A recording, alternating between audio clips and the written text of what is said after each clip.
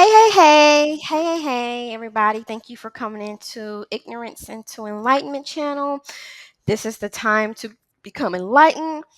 Today, I will be coming to read to you all a book called The African Presence in Ancient America.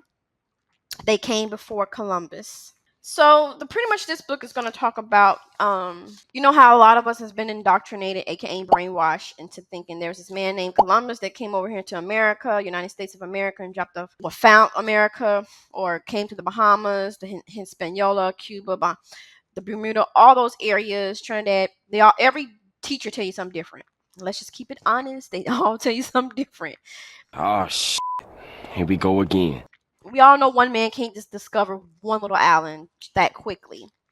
And you can't discover something that people was already living and breathing and having a civilization. So that right there is a lie. So here I am, and this channel is to enlighten, to uh, break down the brainwashing of the United States government. Okay. All right.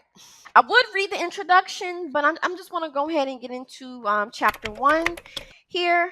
Um, it's going to start here with the secret route from Guinea. I will not read this top portion here, but you are welcome to read that part there. Now, you all, I also have a book as well, but I think I'm gonna just go ahead and read from the PDF version. Again, this is chapter 1, the secret route from Guinea. And if you want to know where Guinea is a place in a country in the continent of Africa. It's in West Africa.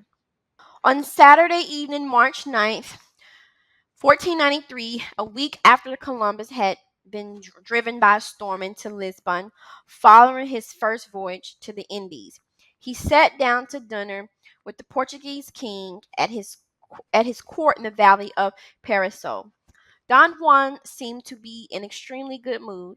He talked to Columbus as to a close friend with a great candor and sweetness, insisting that his guest not stand, bow, or accord him in any special deference, but sit beside him at table as an equal. Oh. What is he doing?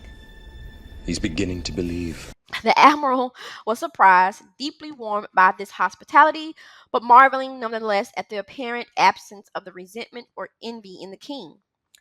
All through dinner, he looked at Don Juan closely, wondering whether the mask would suddenly slip to reveal the malice Columbus believed was beneath. Had not Don Juan sent 3 armed caravels to track him down last September as he was settling out in his Atlantic journey? Had not the king given orders that on the islands of Madeira, Porto Santo, and the Azores, in the regions and harbors where there was Portuguese, Columbus shouldn't have been taken? Only last Tuesday, Bartholomew Diaz, patron to the king's ship, armed to the teeth, had confronted him as he lay helpless in the port of Lisbon.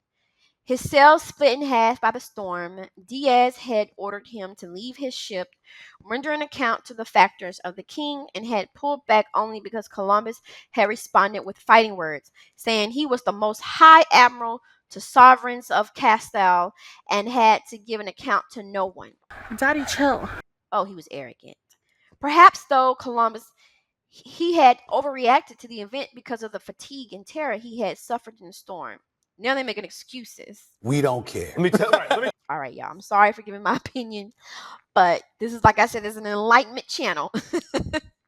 After he had formally presented his letters to Diaz, had not Alvaro Damon, the Portuguese captain, come to his caravel in great state with kettle drums and trumpets and pipes?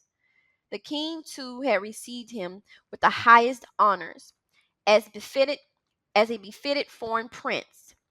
There was nothing therefore to be alarmed about. Diaz had issued a routine challenge to a foreign fleet lying at an anchor in his country's port. And the talk of the 3 caravels last September, for he had never seen them, may have been just alarmist talk. Yet as he sat there, balancing these interpretations in his mind, Columbus felt uneasy and afraid. He had brought with him some Indian hostages he had seized on the island of Guanahani, Waitling Island.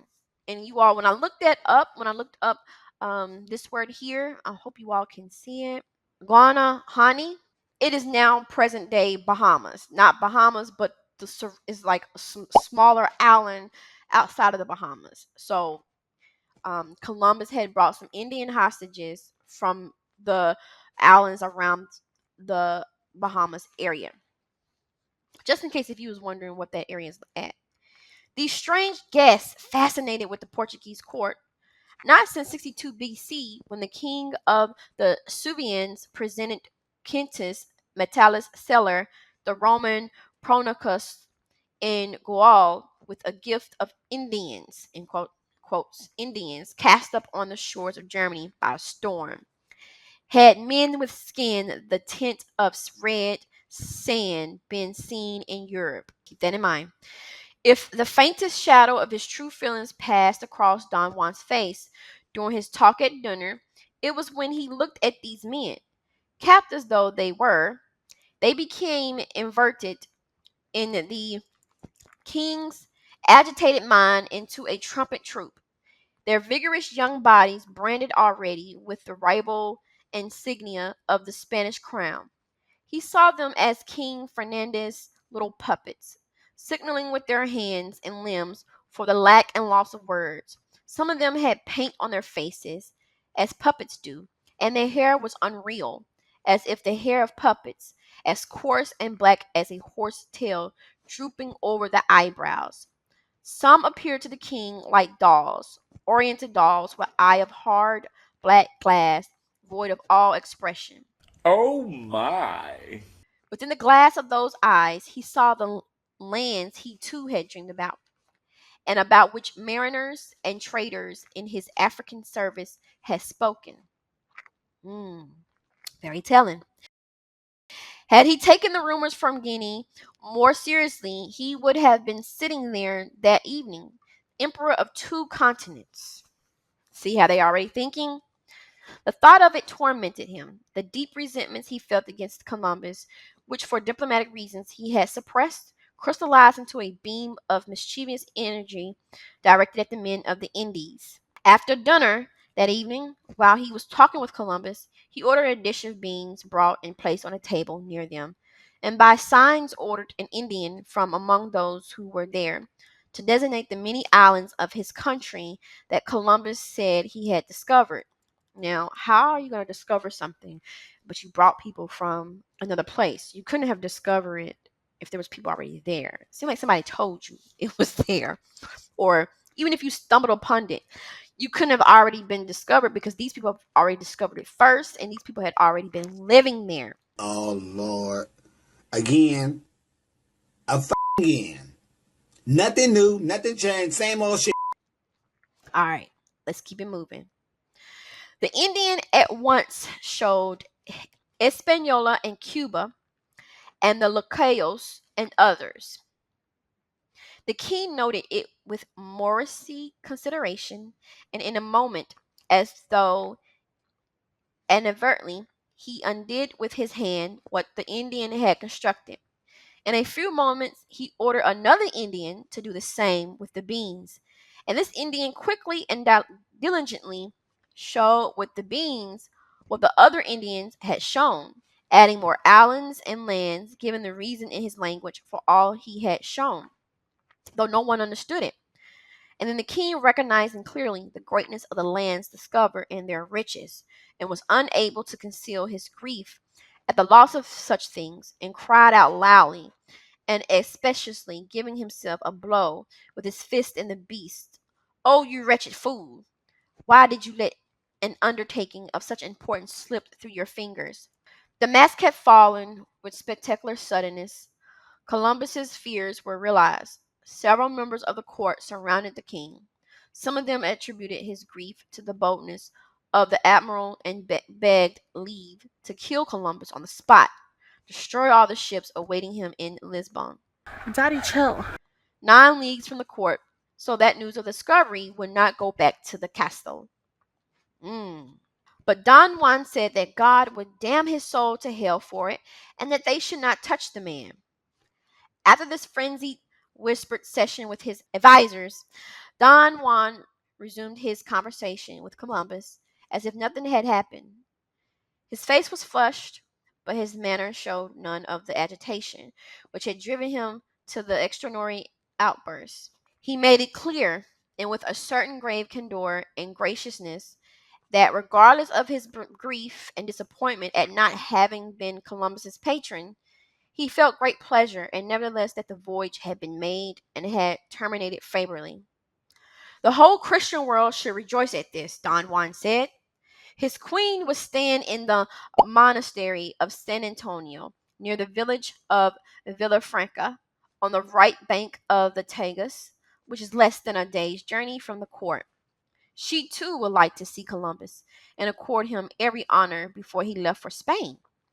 The truth was, having a failed intercept Columbus both on his outward journey and his return, having no heart now to order his assassination, as some of his advisers had urged, Don Juan quickly reconciled himself to the implications of this breakthrough to the islands and lands west of the ocean sea. These implications, he knew, could be serious for Portugal. They would call for a repatriation of the Christian world, a redefinition of the spheres of power and influence assumed by the two great maritime powers. Before there could be any more Spanish claims to islands and lands within the ocean sea, he must negotiate the most adventurous terms for the patroning.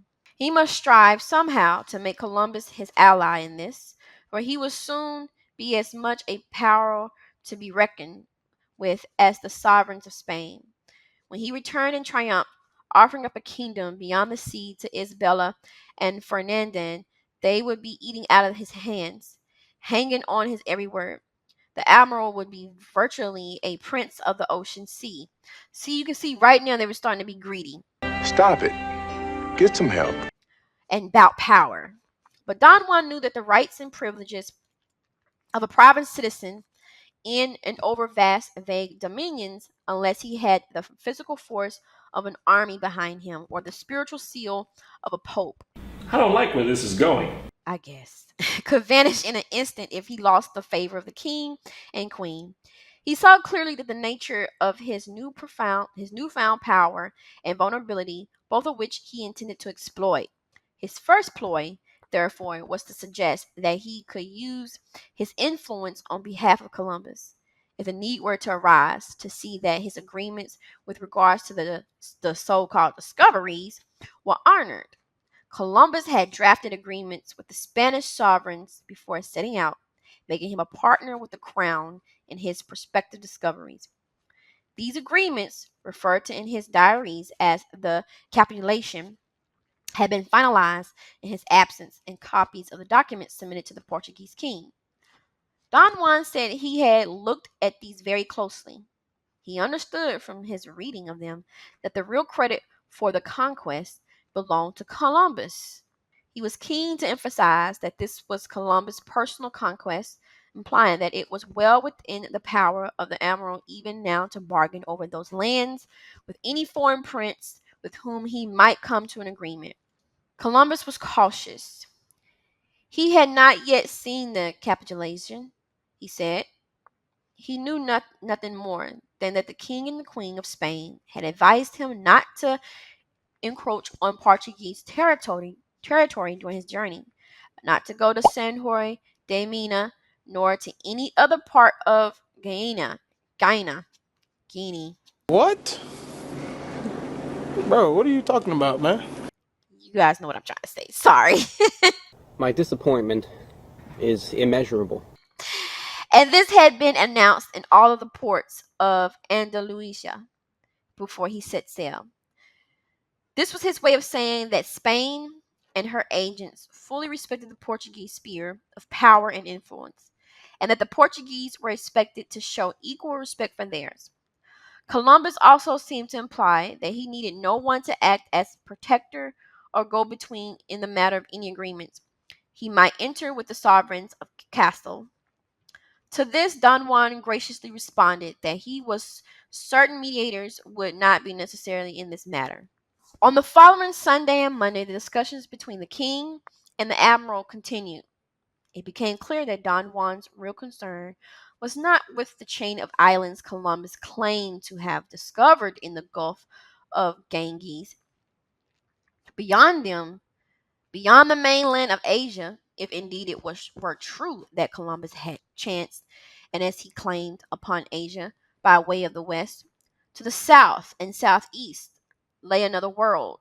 The king was certain of this. Africans, he said, had traveled to that world. It could be found just below the equinoctial line, basically the equator, roughly on some parallel as the latitudes of his domain in Guinea. In fact, boats had been found which started out from Guinea and navigated to the west with merchandise. He was a fool not to have sent an expeditionary fleet into these waters in spite of the persistent rumors and reports. Oh, so he had got rumors about this route. Hey, yo, what the fuck? But Portugal already had its hands full in Africa. And it was concentrating its exploratory energy on the eastern route to India. Columbus listened intently. The information about Guinea, I hope I'm saying that right. Emotional, damn it! Let me just make sure. I'm so sorry. Because I really want us to get this pronunciation is right. Because I want everyone. Okay, yeah, Guinea. And don't forget, this is, on the country in West Africa. So it goes to show you they had already knew what some of the Africans, how they were trading, and I guess making strides in another route that they didn't even know about. How? But anyway, let's get back to the subject at hand. Columbus listened intently. The information about Guinea boats were new to him. See? This was new to Columbus. We got him. He had been to Guinea 10 years before and had seen the fortress at Senhor de Mene, which Don Juan was then constructing. Little was known of Guinea trade and navigating at that time, for the African world was vast and strange, and the Portuguese had but one consuming interest, was gold, in the pursuit of which they had scratched a mere fraction of the Guinea coast. Oh, so greedy. But why was Don Juan telling him all of this? And in such a conspiratorial tone, which did he want? What did he want? All right, this is what the king said. I want a line, the king said, drawn across the map of the world from north to the south, from the pole to pole. This line should be drawn 370 leagues west of the westernmost island of Cape Verde. Let it be the divider between the two Catholic kingdoms. Anything found west of the line goes to you and Spain. And anything found east of the line falls to me and Portugal. Huh? See you all. This is how it all gets started. And where was any of us and where was any of our ancestors during this time? Enlightenment time. You see how the play is starting. As he sat there, brooding on this proposition, Columbus could hear the rain, driven by the fierce winds, wasting its fury along the plains of Parasil. The clamor of the rain and the wind stirred in him strong memories of Africa.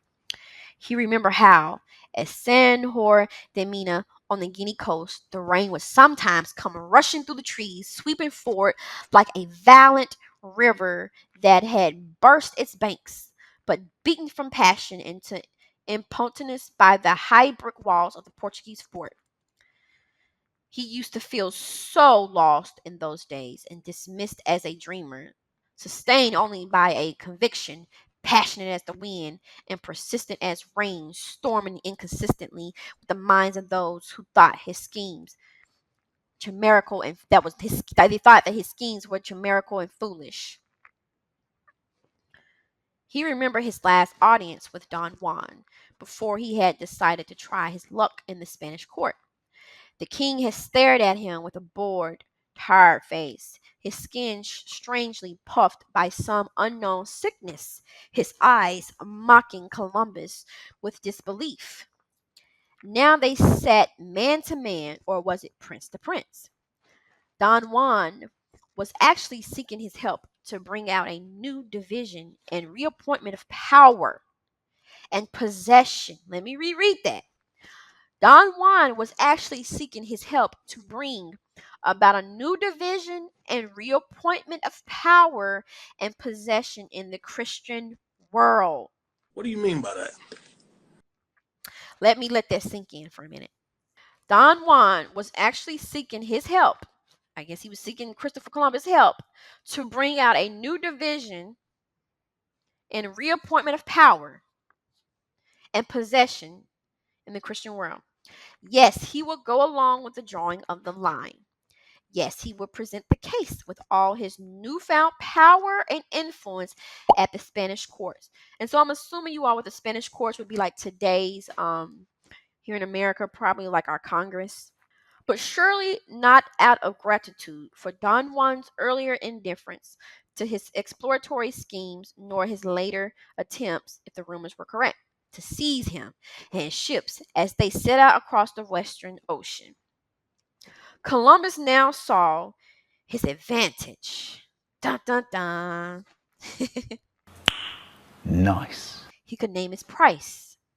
What that price was, no one can tell. But before he left the court on Tuesday morning, some bargain over the line must have been struck. See, you all, it's going right back to that line that they were talking about, the division between the East and the West. And as you guys read it, it had something to do with the Catholic kingdom, the Catholic Church. Me personally, I wouldn't take this level of disrespect. All right.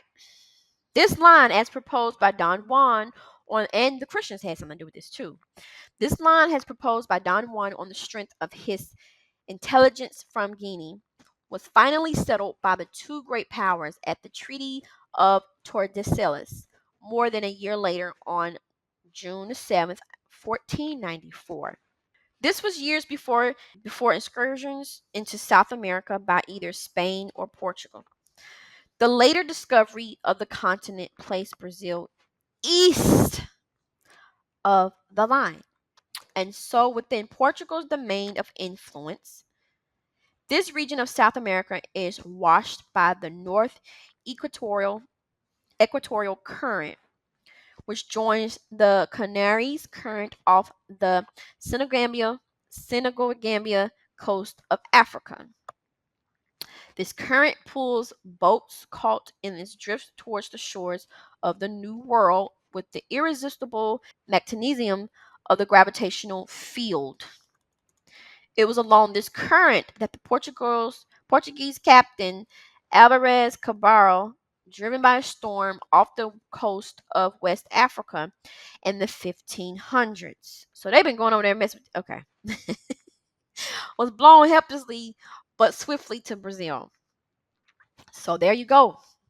Do I need to read that again, you all? It's explaining that there was a magnetism of a gravitational field that swung these boats or made them go to a certain direction. And you know what, though? That's typically how the bullshit goes. You feel me? You know what? Let me read that again. I just want to really make sure you all are really comprehending what is really taking place. So, the Treaty of Tordesillas, more than a year later, on June 7th, 1494, this was the year before the excursions into the South America. Okay, so 1494, before the excursions into South America by either the Spain or Portugal. So before them, the later discovery, in quotation marks, of the continent placed Brazil east of the line, and so within Portugal's domain of influence.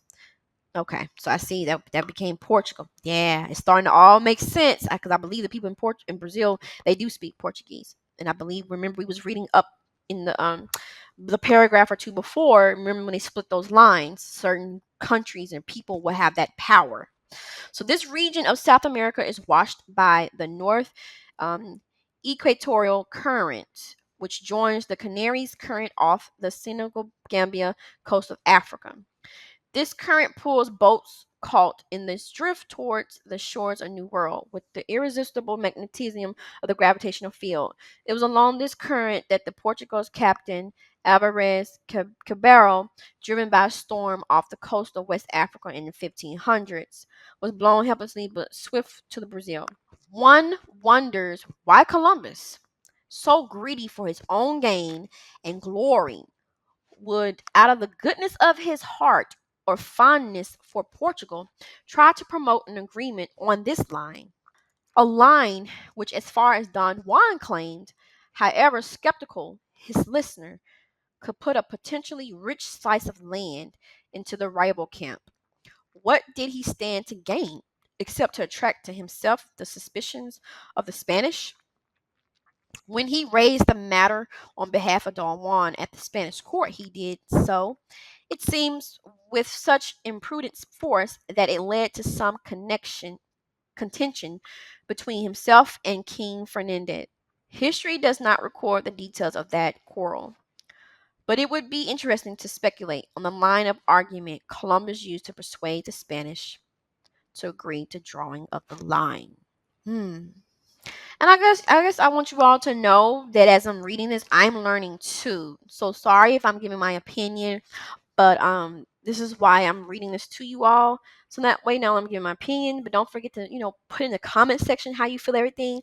And, feel free to not only get the book, but read along, because this is a great opportunity for all of us to read and dissect what really took place and what the United States government been hiding and not put in the books of the United States Department of Education. And right now is a good time to learn, you all, because we already know the government is trying to rewrite history. What? And how you gonna rewrite history when there's plenty of diaries and books and documentaries and skeletons and other archaeological objects, and there's so many things that. Let's not go there when it comes to the U.S. government. FBI, open up!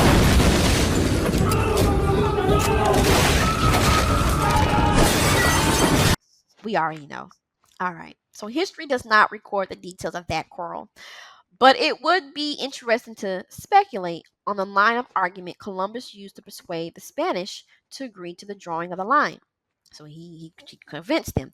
There was no basis, he probably said, for Don Juan's belief that land lay east of the line proposed.